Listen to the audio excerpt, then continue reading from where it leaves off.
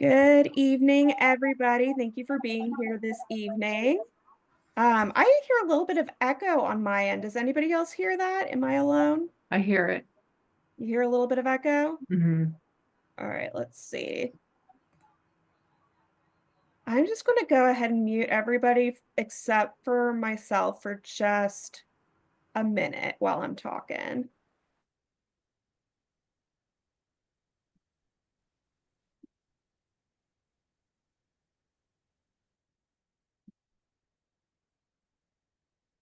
Okay, we should be good to go now. All right. Well, thank you all so much for being here tonight. My name is Kaylee Zazula. I'm the program manager for Travis Audubon. And before we get started on the reason you're here tonight to hear David Sarkozy, and I'm going to just make a few quick announcements. First of all, if you would like to turn on captions for the presentation tonight, you can go to the Zoom toolbar and click the More button, and then you should be able to turn on closed captions from there. We also request that you turn off your microphone just to avoid noise distractions. And another thing is we love questions, so you should feel empowered to put any questions for our speaker into the chat box, and we will include it in the question and answer at the end of the presentation. As we also want to get a better idea of who is participating in our programming, so please feel free to use the QR code shown here to complete a short voluntary survey, just telling us a little bit about yourself and how you heard about this event. Real quick, I want to mention that World Migratory Bird Day is coming up on May 10th. And we are very excited because we are having another big event at Hornsby Bend. It's going to be a lot of fun. There are going to be bird walks. There's going to be a big sit. There's going to be a social hour with lots of activities. There is going to be a raptor show. And there's going to be even more that I'm just blanking out on right now. So it's going to be a big day. I'm going to go ahead and put the link to learn more in the chat box. Please register. It is a free event, and we would love to see you all there. If you want to volunteer, that's even better. You should reach out to info@travisaudubon.org, and we will get you connected with a volunteer opportunity. And of course, Birdathon is happening right now. So a lot of you have probably already participated in something Birdathon related. If you haven't, we encourage you to join one of the field trips for which we still have spots. There are some left, or to participate in one of our free Flock Party Fridays, which are Friday morning bird walks happening during Birdathon dates. So you can learn more about Birdathon on our website, and we hope to see you at an upcoming event. And now I will go ahead and pass it on to Jane Tillman, who is going to be introducing our speaker this evening.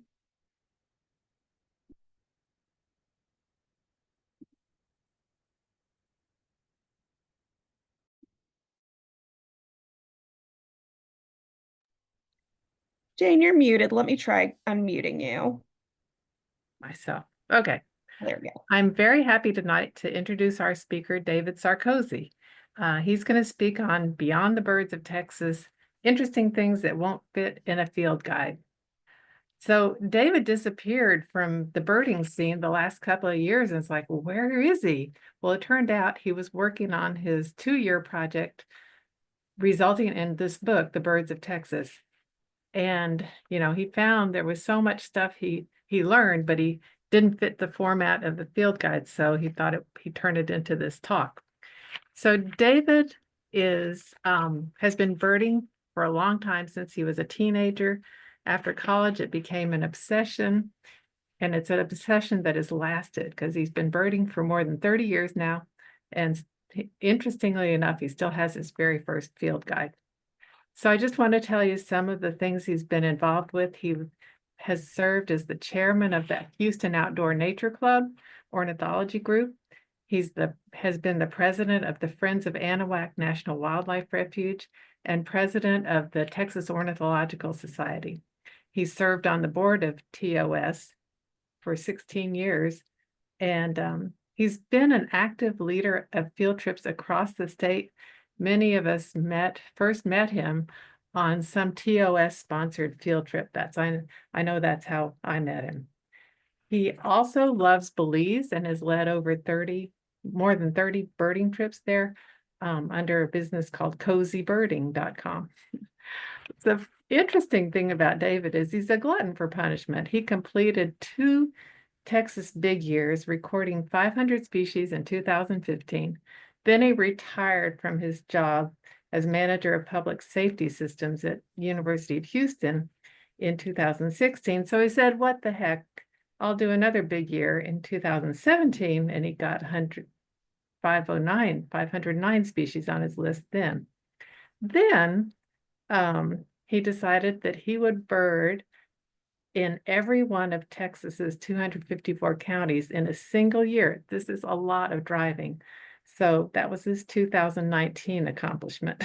The other thing about David is he's really done a lot for the birding community. He likes to invent bird games, and he created the Texas Local Patch Challenge and the very, very popular Texas Century Club, which I have to say is growing. It's birders who are trying to see 100 species in at least 100 of the 254 Texas counties. So he's seen a lot. He's been around. He's got this new field guide, Birds of Texas, from Timber Press, which is going to be published in 2025, but it's available for pre-order now. So we're very excited to hear what you have to say, David, about what didn't fit in your field guide. Over to you. Okay, thank you, Jane. Let me get the screen sharing going here. It'll just take me a second. And presto. If somebody can tell me if they're seeing my screen as they should. We are. We are good. Okay, so yeah, while I'm writing the field guide, so when you're writing a field guide, they didn't really tell me this, but it turned out I am limited to 255 words per species in the field guide. And there's just a lot of things you find out that are interesting that you can't fit into that format, especially if you have multiple plumages of the bird. So we'll jump right into that.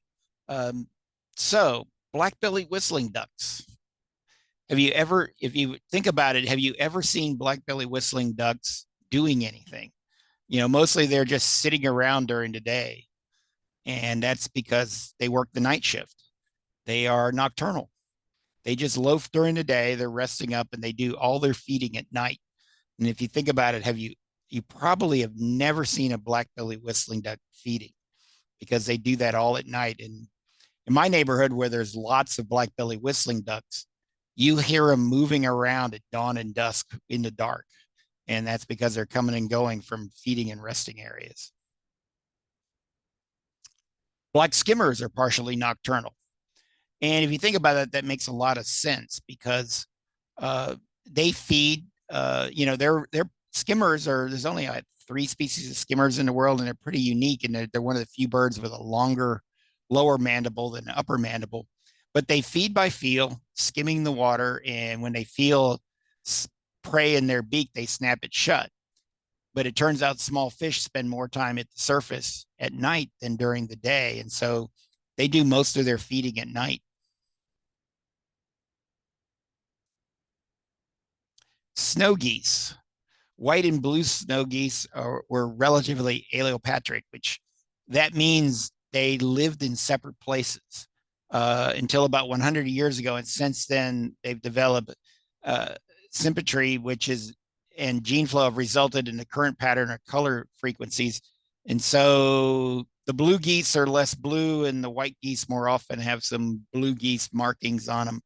And they're, the one speculation is blue geese and white snow geese were on their way to becoming separate species. And now that the populations again overlap, they're probably drowning out and will go back to being one species again, or still are going to be one species. Another thing about snow geese, there are two subspecies listed in most references, particularly in Bird of the World. But those two subspecies are essentially separated by size. But some recent studies have shown that the pre-adult conditions influence the size of snow geese, and it just may be some are runts and some aren't, and they're really just one monotypic species. Eared grebes. Eared grebes breed in huge colonies, and sometimes these colonies number in the thousands. And after breeding, almost the entire population moves to two sites, Mono Lake in California and the Great Salt Lake in Utah, where they're taking advantage of the abundant brine shrimp and alkaline flies. And during this time, their pectoral muscles atrophy to the point they can't fly. Their reproductive organs double in size, and they put on more than double their body mass. And then in a couple of weeks, these changes are reversed. The pectoral muscles are restored. Their heart size increases, and they live off live off their stored body fat for migration. And they're one of the last species to migrate. A lot of eared grebes do not arrive on the wintering grounds until January. That's why they're so darn hard to find in most Christmas scouts. There's not many of them around yet. Cliff swallows are brood parasites. They will lay eggs and even move eggs from their own nest into neighboring nests, which I would like to see that in progress, because it's hard to imagine them picking up an egg, but they do it.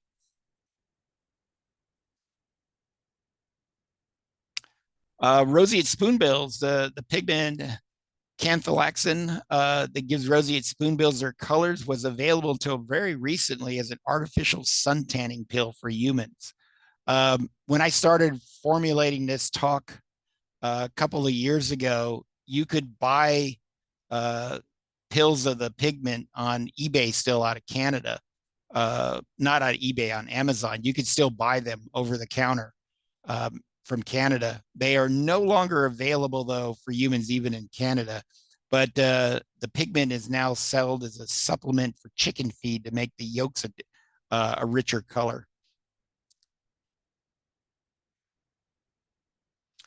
The Balcones escarpment, something Travis Audubon's probably more aware of than a lot of the people I talk to, were named by the builders of the Spanish missions because of the tiers of limestone to the west that reminded them of balconies. So this is a landmark. There's a funny story about this. This landmark is out on I-10 heading out, and my friend John Berner and I, when we've done all our bird chases out to West Texas, particularly if we're going to the Davis Mountains or even El Paso, you pass this little mountain along I-10 at Bakersfield, Texas. And we decided, because of obvious anatomical references, that we called it La Petite Téton, and we did 15-year-old jokes as we drove by it, and we still do as tradition. And so I put it in the book as a joke to John, as a representative picture from West Texas.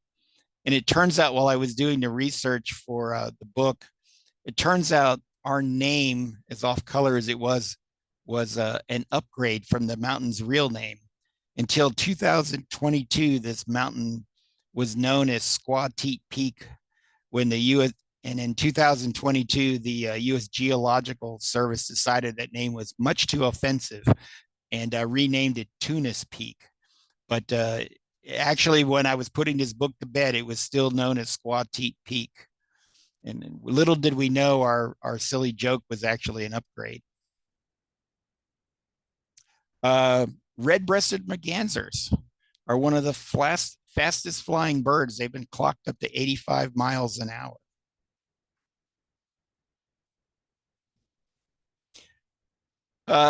Passenger pigeons. Passenger pigeons is on the Texas list as an extinct species.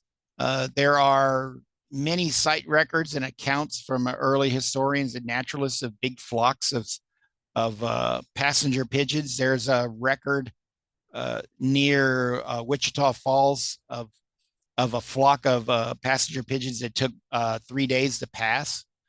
But there is but a single specimen record for Texas. A single egg collected in Tyler County was the only record, the only specimen record, and only evidence that passenger pigeon ever occurred in Texas.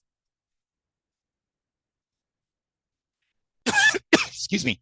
Kirk Townsend, who you may know from Townsend's Warbler and Townsend's Solitaire, died of arsenic poisoning. And it turns out arsenic was the secret ingredient in his formula for preparing taxidermy specimens. Probably he did himself in accidentally. Marbled godwits, the largest of the sandpipers, also live up to 29 years. Marbled and Hudsonian godwits are forage almost exclusively on plant tubers during migration.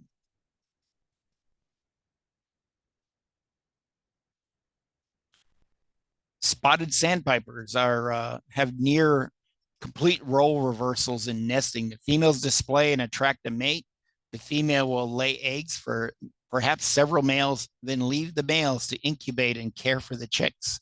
So I guess those early arriving spotted sandpiper you see on the coast are probably mostly females.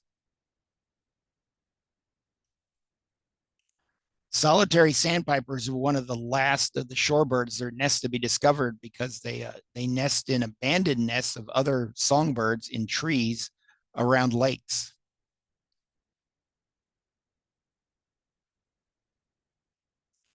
So groove-bill anis have one of the most unusual breeding systems.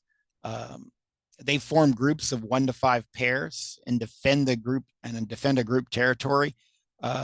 All the females in the group lay eggs in a single nest, and other females will remove eggs of a female who lays too many eggs so that they have about the same number of eggs from each female in the nest. All the males and females will take turns incubating the eggs.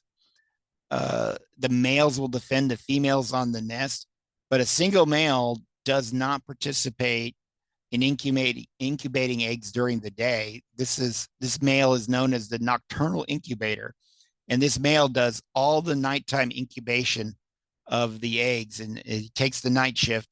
And while he's the nocturnal incubator, his testes regress to about 20% of their original size. And then after the young are fledged, they restore quickly to their original size. Carl Linnaeus, who created the binomial naming system that we know of for all these birds, his remains are considered the type specimen for Homo sapiens, because that is in the holotype of in other words, the first species described for Homo sapiens, because it is the only human that we know for sure that Carl Linnaeus, the specimen that he ever got to examine. Crested caracaras blush in reverse. So these two sets of pictures of caracaras are presumably the same birds. This is a pair that nested Jocelyn Nungaray National Wildlife Refuge, formerly known as Anahuac Wildlife Refuge. And so when agitated, caracaras, which normally have a reddish orange face, instead of like when humans blush, the capillaries in our face dilate and they're filled with blood, and that's what we get the red tint from. Caracaras, when they're agitated, the capillaries in their face contract, and their faces turn more yellowish or even grayish when they're agitated. And these, you can actually see it in the picture of these birds. This is, I think, are the same pair. These photos were taken within a couple of 100 feet of the same nest in the same year. So it's probably the two same birds. And you can see the ones on the right are distinctly much more yellow than the ones on the left.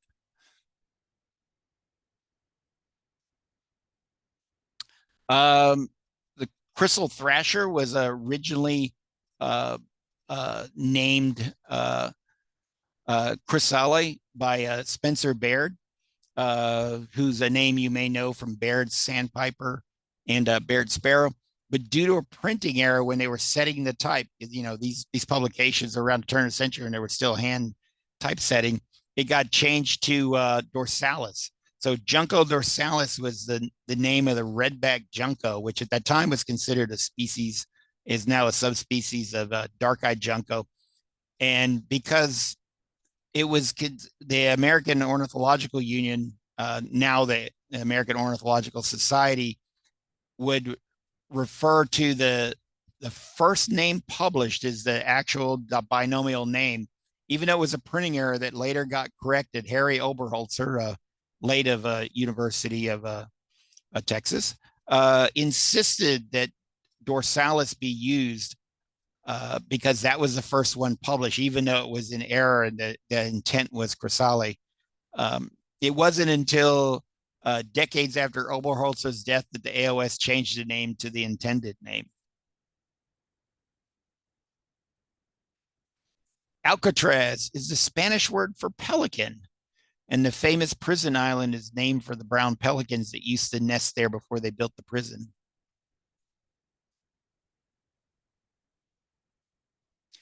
Spruce budworms, 3 species of warbler.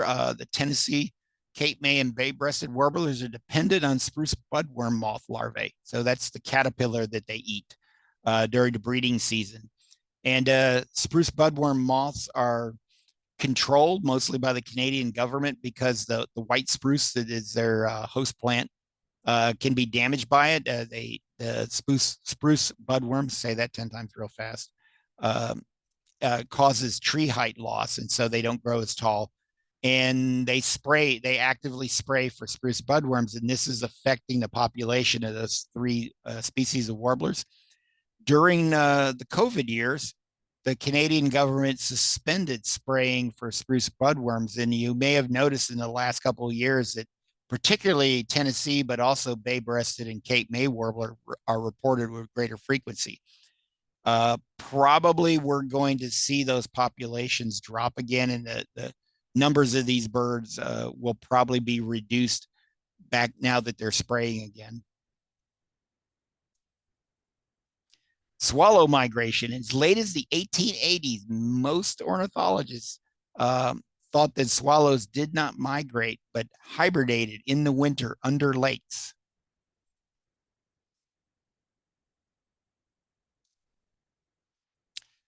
So John James Audubon is considered by many as almost saintly in ornithological lore.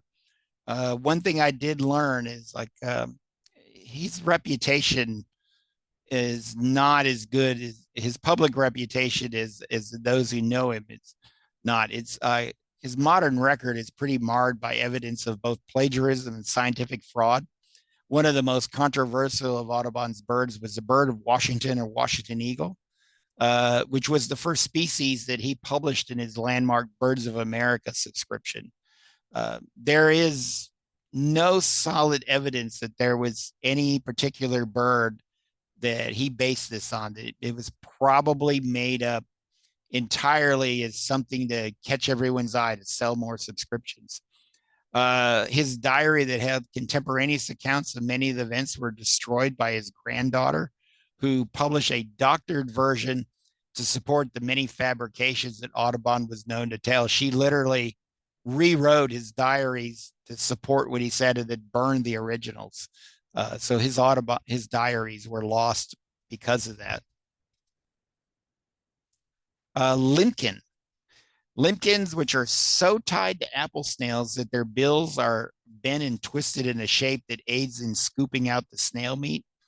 And so that's kind of an interesting thing, how limpkins exploded in the last few years in Texas.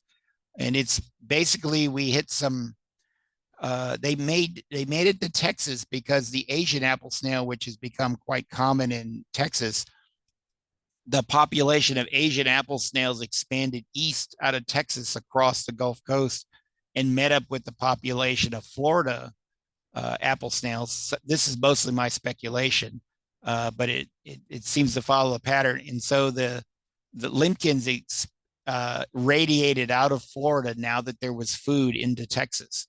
And, the evidence of that these birds came out of Florida is pretty strong because most of the records, especially the early ones, are East Texas. And now they are sightings in the Rio Grande Valley, but there was a long time there were lots of East Texas records before there was any records in the Rio Grande Valley. In fact, they're well established in Harris County now at a couple of sites, and also at Lake Steinhagen, Martin Dye State Park area. They're well established in that system up there.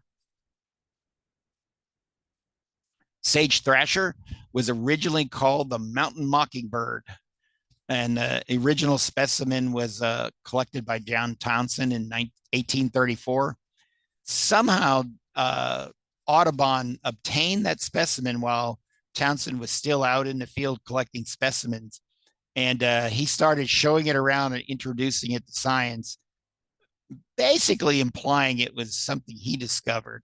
In an effort to salvage credit for his friend Thomas Nuttall, which you may know from Nuttall's woodpecker, published the species description under a pseudonym using Townsend's name so that Townsend would get the credit for the discovery instead of Audubon.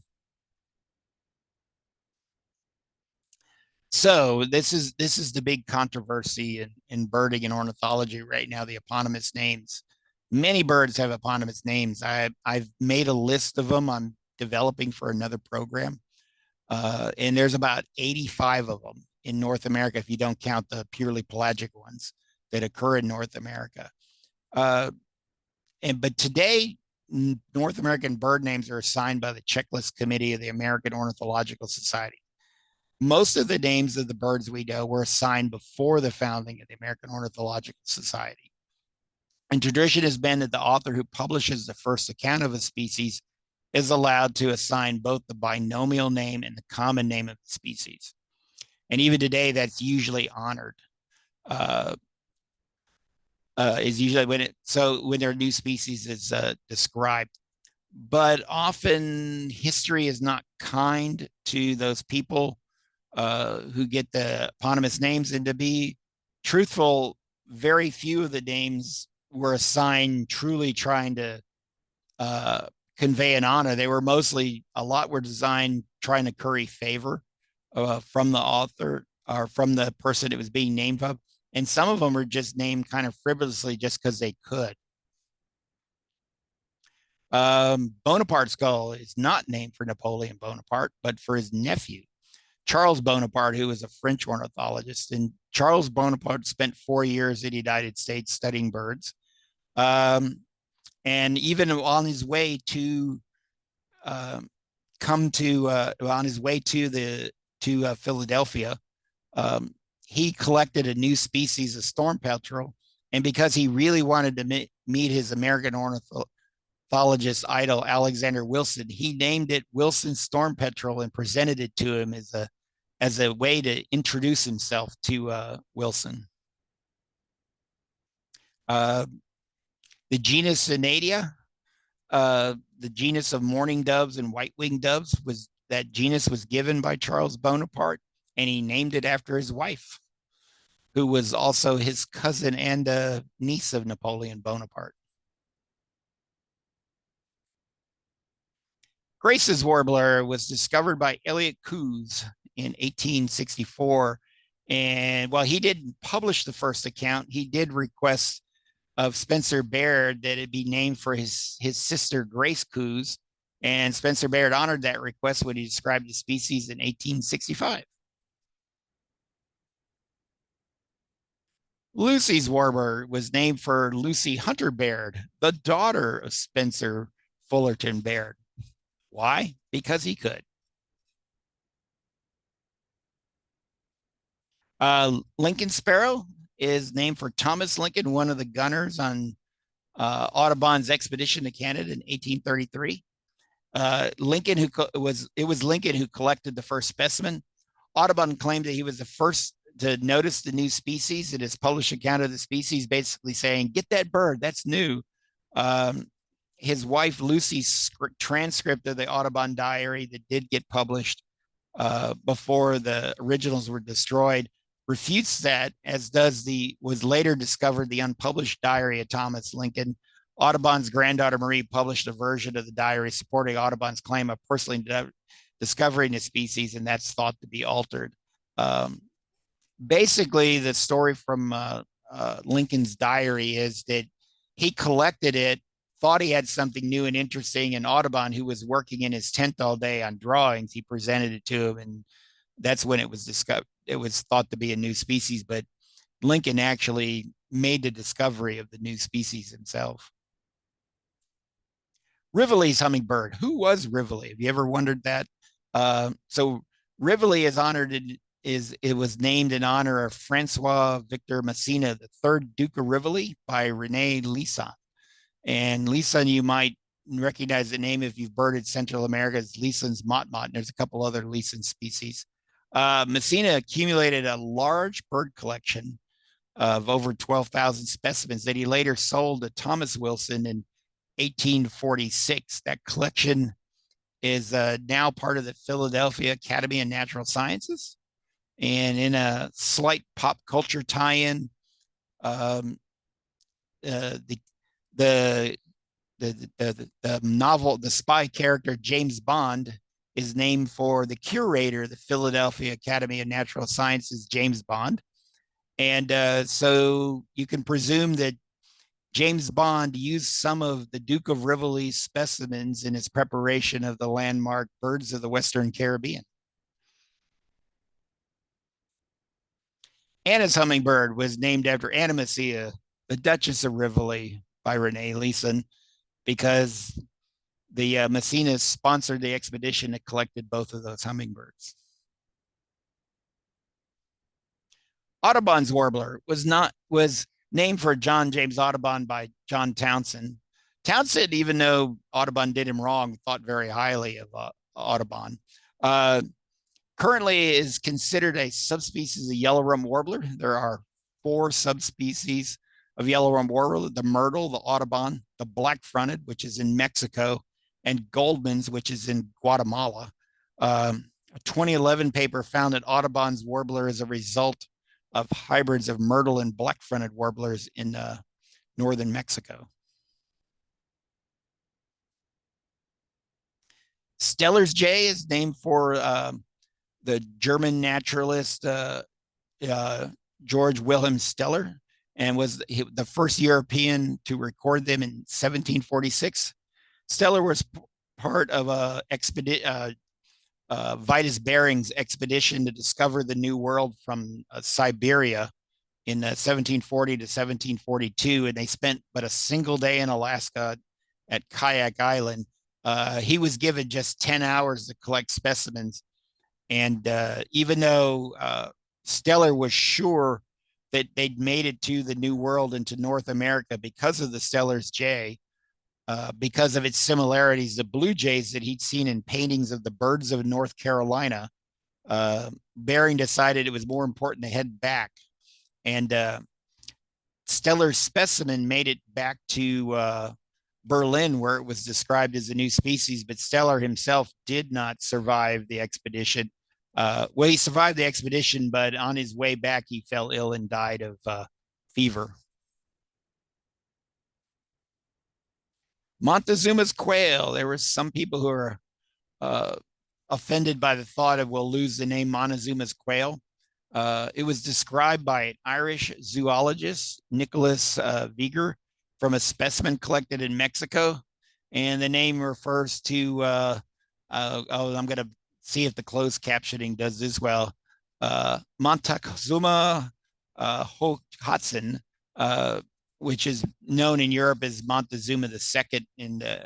And so while Montezuma II was known in Europe and was from Mexico, and the quail was collected in Mexico, that is perhaps the only intersection of the two. Montezuma's quail does not even occur in any of the range of the Montezuma's empire in northern Mexico. The name is just purely used to describe a bird and a person known from Mexico. Bell's vireo is named For John Graham Bell, an American taxidermist who was traveling with Audubon in a Missouri River expedition. And Bell was the one who taught Theodore Roosevelt taxidermy when Theodore Roosevelt was a kid. Sprague's Pipit was named for Isaac Sprague by Audubon. Sprague was a self-taught landscape and botanical an ornithological painter. He was an assistant to Audubon on that Missouri River expedition. And some of Sprague's drawings were incorporated in Audubon's publication without credit. And so there's some dispute on who was the one who discovered it, whether Sprague discovered it or whether Audubon discovered it.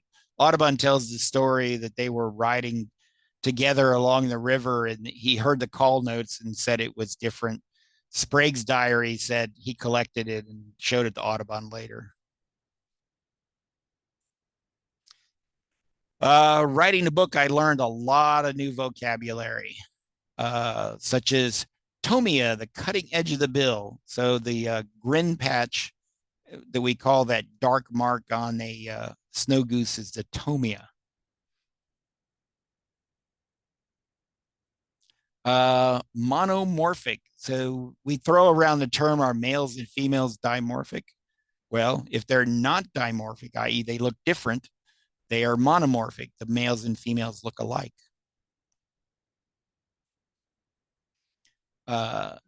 Philopatry, the tendency of an animal to remain in or return to the area of its birth. The classic example is salmon who return to the same stream that they spawned from.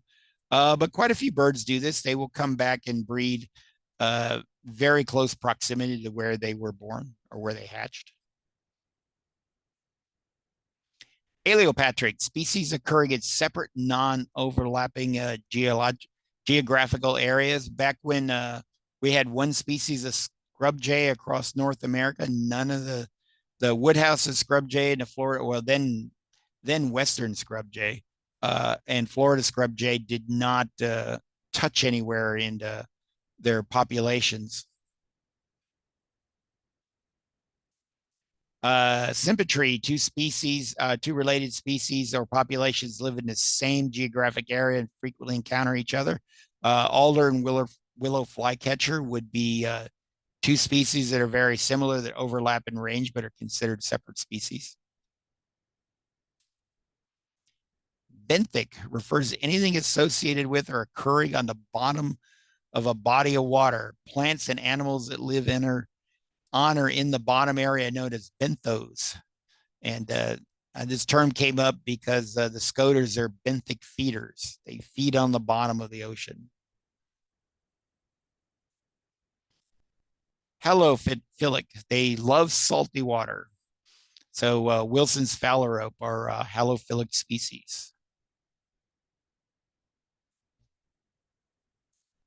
Aigretta, a headdress consisting of white egret feathers or other decorations such as a spray of gems. These were the things that were doing birds in around the turn of the century, or one of the things. That and they used to actually put entire stuffed birds. At least tern was a favorite on hats.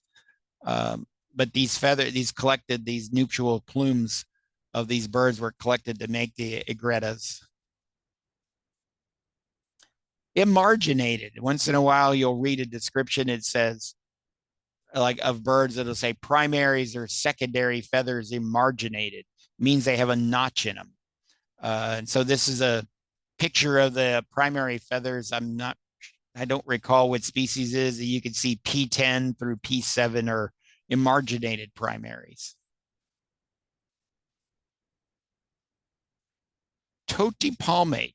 So you've probably heard, semi-palmated plover, semi-palmated sandpiper. They have partial webs between their toes. The opposite is semi-palmated, or the complete version is totipalmate. They have complete webs between their toes. Pectinate means serrated, and herons and egrets have a pectinate toe for preening. They basically have a built-in comb to comb their feathers out. Holotype, a single specimen on which the description and name of a new species is based. An interesting thing, if you look at this photo of this holotype of the Australian yellow oriole, I believe this is, the person who described this specimen as the holotype was none other than Charles Bonaparte, who we talked about earlier. And that's the end. And I will glad to answer as many questions as I can come up with answers of.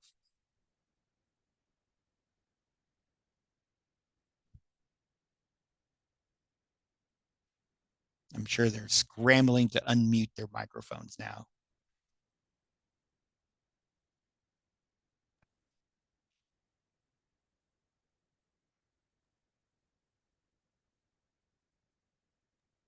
Thank you. Let's see, I'm looking for questions. I think it's been pretty quiet so far. And that is the real, that's the real issue when you're doing these Zoom, you don't have any audience feedback. I know, it's very challenging. Yeah. So we do have a couple of questions here. Let's see. And that is, what is your favorite bird? Oh God, that's really tough. I can't think of an absolute favorite. I have an affinity for the rails. I do like the rails. I have favorites in species groups. You know, Lincoln sparrow, I would say, is my favorite of the North American sparrows. I just think that's a really handsome bird. I'm always, you know, whitetail hawk is my favorite hawk of all hawks. But I can't say I have one favorite bird. Okay. Well, yeah, it's pretty hard to say. Usually it's the one you're looking at. How did you come up with the system for viewing the Amherst Stone Chat? So some of that was set up. As we talked before, I said I knew there would be a Stone Chat question. So that system was partially dictated by what the Wildlife Refuge Management was comfortable with, and also what we had the capacity for. So it's done well. We hit about 950 people who have seen the bird as of yesterday.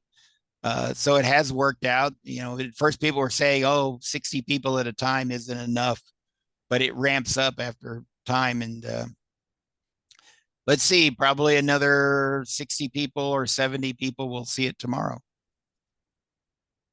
Impressive. Fingers crossed. Yeah. I mean, it's really been a tremendous service that you've done for people. And it's, you know, a lot of exhaustion on y'all's part. It is. People asked me how I was doing a couple of weeks ago, and it was wearing us all down. Now we all feel like Iron Man about it. We've built stamina doing this. Each time we go out and do the tours, it's a 2-mile round trip walk for each time, and we do it twice a day. So every other day we're all walking 4 miles round trip. So we've built up some stamina. But I was describing myself as living in the eye of a code 4 hurricane for a while. So what is the timeline currently for the AOS to propose and accept new names for birds that are named after people? So they're going to do them in batches of about 8 to 10 a year. There are 8 species going to probably get named this year. I'm trying to remember which ones are on it. The only one that I looked it up earlier. Now I don't recall which ones it is. Actually, one of the ones I know is on the table this year is Inca dove, because the eponymous names also refers to place names that aren't accurate. So Inca dove is one. 15 years ago, John Dunn, who is on the committee, asked me my thoughts on renaming Inca dove because they were already considering that rename, because Inca dove does not occur anywhere in the Inca, where the Incas lived in, it is only a Central American bird. It never overlapped with the Incas. So they were already considering new names for the Inca dove. And, scaly ground dove couldn't be used because there already is a scaly ground dove. And I suggested Mesoamerican dove, and he said, yeah, nobody will like that, even though it's accurate. Uh, so there's going to be some names like that. Is like, Connecticut warbler doesn't occur in Connecticut typically.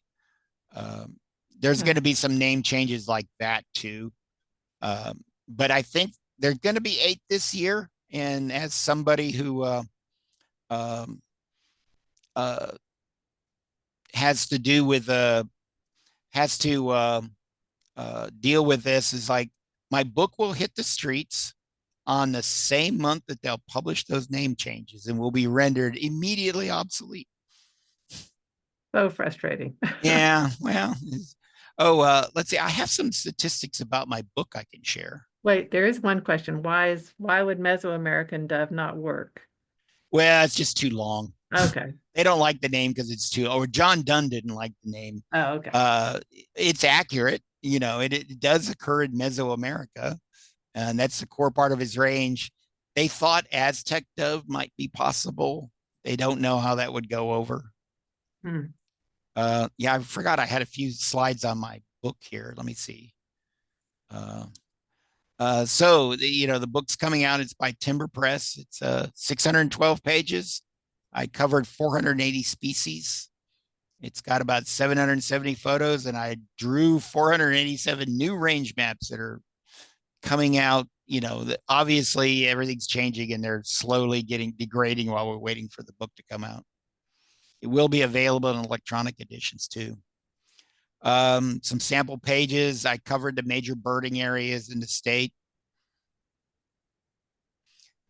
Some may recognize Boot Canyon and the Boot from Boot Canyon, and Mount Livermore from the Davis Mountains Preserve. The herons and egrets, you can see, just the format is like, just so much I couldn't fit in text-wise. It was interesting about these birds. So they didn't actually tell me 255 words was the limit until after I turned it into manuscript. So some of these entries were over 750 words. They got pretty dramatically shortened. Some birds at the level of this field guide, like, you're not going to be identifying empids separately. So they're all considered in one group with different photos. These are all photos of birds that I knew from calling, and I just listed them as probable. And then I did full descriptions of all the birds. So they're all treated as a group, but at the level of this field guide, it's not. If you really want to get in deep of field ID of empids, buy Cinti Lee's book. The finches.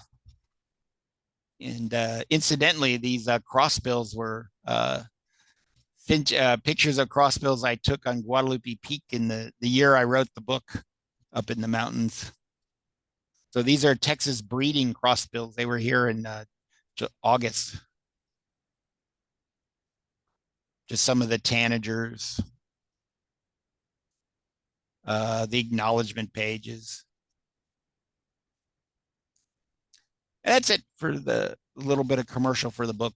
It's available for pre-order. All your favorite online outlets. It might be in bookstores in late June. They told me they will be shipping books by June 17th. So there might be books on shelves in June. But so far I have but one copy in my possession.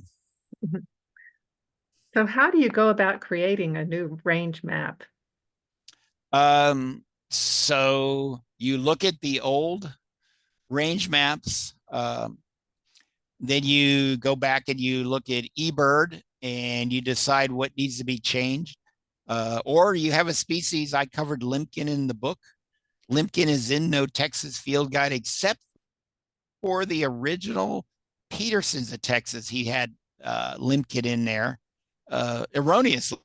it turns out, because I have in my possession the letter from Arlie McKay, who was responsible for all the early records of Limpkin in Texas, where he says on further consideration that he thinks he was misidentifying juvenile yellow-crowned nighthairs as Limpkins. So even though Peterson probably knew Arlie McKay, because Arlie McKay was, when they were forming, the Gulf Coast Naturalists, which was a newsletter of early amateur ornithologists in Texas. Peterson was a contributor to it. Henry Stevenson in Florida was contributing to it. Oberholzer was contributing to it. All those guys knew all the amateurs back then. And wanted their reports because there was nothing like eBird. There was, North American Birds or American Birds was the publication name at that time, had some of that information, but these local newsletters were super valuable for them learning ranges maps. But my range map is the first modern range map for Limpkin in Texas. What do you think about flamingos? Do you think there's a possibility they're going to be able to start breeding, the ones in Florida? Well, I don't know about Florida. They're like regular in Florida. I don't know if there's, off the top of my head, breeding records in Florida flamingo. They occur there often enough that I doubt many people would be shocked about it. It's like yearly there are flamingo reports in Florida. There are like 20 or 30 flew in recently. So anyway. And this isn't one of these things that everybody's blaming on a hurricane last year. I'm not a fan of the stormbird dispersal. I just don't think enough of them disperse to establish a breeding record. There is some new evidence that birds establish new migration routes due to population pressure, either negative or positive population pressure. They're either overpopulating and they expand, or they're depopulating because of bad conditions and they expand in search of better territory. There's a recent paper in Australia that Richard's pipits are changing their breeding migration paths in response to population pressure. So there's some thought that could be happening. People blame or attribute cattle egrets coming to North America because of Hurricane Carla. But that's a very North American centric view, because at the same time, they also expanded east. Not only did they expand west, they expanded east. And certainly Hurricane Carla didn't push them out of Africa into the Middle East and into India. Huh. Let's see. Well, I don't see any other questions except for mine, which is recently having a conversation with some other folks about how hard it is to find eared grebes this year, and wondered if you've noticed any status change, say, in your part of the world. In Houston. I know on some of the Christmas counts that I typically get them. Like, I'm the guy who inherited the Jetty watch off of Freeport for the Freeport Christmas bird count. And I've been out there for 30 years on the end of that Jetty at Christmas. And it used to be no big deal to get 5 or 6 eared grebes. And I think I missed them this year. So I have noticed there's less eared grebes this year. I would bet if there was an issue, it was probably water levels in the Great Salt Lake or in Mono Lake would probably be the reason. Or those birds may not have arrived here in time for Christmas bird counts. That may be more of an issue than anything. If winter conditions were better in those places, those birds might not have migrated as soon. Well, one last question. Somebody wants to know, will your book be in paperback too? It is one of they call it the trade cover. It's that soft hardcover. It's flexible. So it's not like a hardback library book. It's a flexible cover. So it's between paperback and hardback. It's a flexible cover. Okay. Well, thank you so much for an informative presentation. We learned a lot of vocabulary and some fun facts, and I have to say, you would be a really great trivia contestant. Oh, I was thinking the same thing. my parents are quite the aficionado of the bar trivia. They have been going years to several of the local ones here. Well, we're talking specifically about bird trivia. Oh, So I bet Kaylee and Anne Marie have gotten some ideas for trivia night, like about which duck is nocturnal and, which ones are partially nocturnal and all that. So that was really fun. That's I'll turn it exactly back what to I you. was thinking. Like maybe we just need a trivia based off of what we learned tonight and see who paid very close attention. Yeah. Well, So Suzanne is asking, could we get a copy of the presentation? It's recorded, so it'll be up on the website. yes, we'll have it up on our YouTube channel probably tomorrow. So thank you very much, David, for a really great presentation. And thank you so much, Jane, for your help tonight. Just a heads up, everyone, next month we will not be having a speaker. We will be having a May meeting, and it's going to be in a slightly different format this year. It's going to be a little longer, and it's actually going to be in person at our office building on Wednesday, May 14th. So we'll be sending out more information soon regarding that meeting. Well, thank you all once again for being here tonight, and y'all have a great evening. Thank you, David.